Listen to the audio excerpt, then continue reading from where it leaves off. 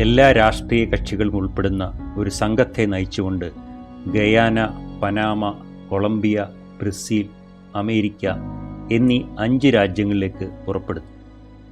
നമ്മളുടെ രാജ്യം തീവ്രവാദികളുടെ ഏറ്റവും ക്രൂരമായ ആക്രമണത്തിന് വിധേയമായതുകൊണ്ടുണ്ടായ ഭീകരതയേറിയ സാഹചര്യത്തെക്കുറിച്ച് വിശദീകരിക്കുവാനാണ് ഞങ്ങൾ പോകുന്നത്.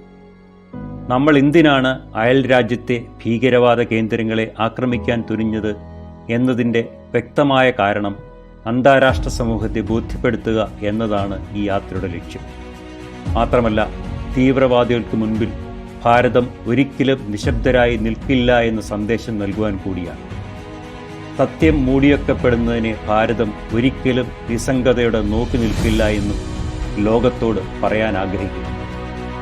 ഇത് സമാധാനത്തിന് വേണ്ടിയുള്ള ദൗത്യമാണ്, പ്രത്യാശയുടെ ദൗത്യമാണ്.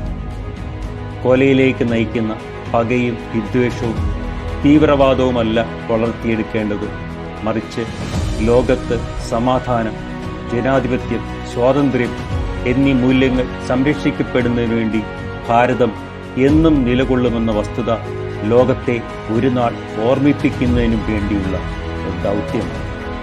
ജയ് ഹിന്ദ്.